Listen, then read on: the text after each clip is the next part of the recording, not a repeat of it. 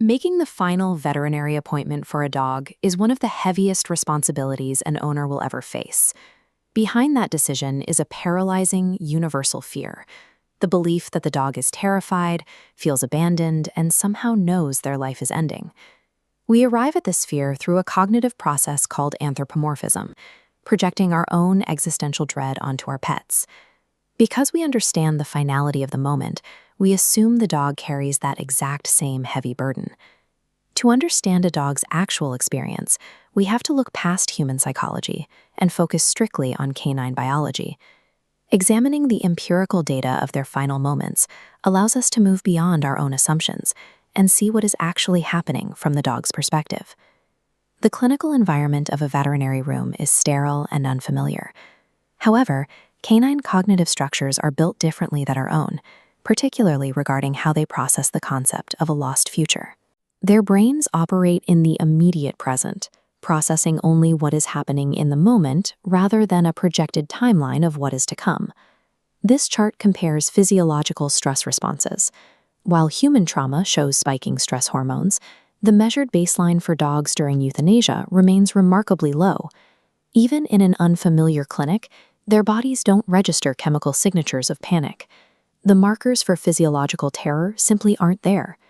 Because their bodies do not mount a stress response, and they lack the abstract concept of mortality, the data suggests their final moments are free of existential dread. Since they aren't processing fear, we can look at what their brains are actively focusing on instead. Deep inside the canine brain sits the caudate nucleus, the primary reward center. While humans rely on sight and sound, dogs construct reality primarily through scent. Scent molecules of a familiar owner travel through the olfactory system, routing directly to the brain's processing centers. That scent acts as an immediate biological trigger, regardless of the room they are in. This trigger causes the caudate nucleus to activate, signaling safety and recognition. This activation is strong enough to override minor, unfamiliar stimuli in the clinic, like medical smells or stainless steel tables.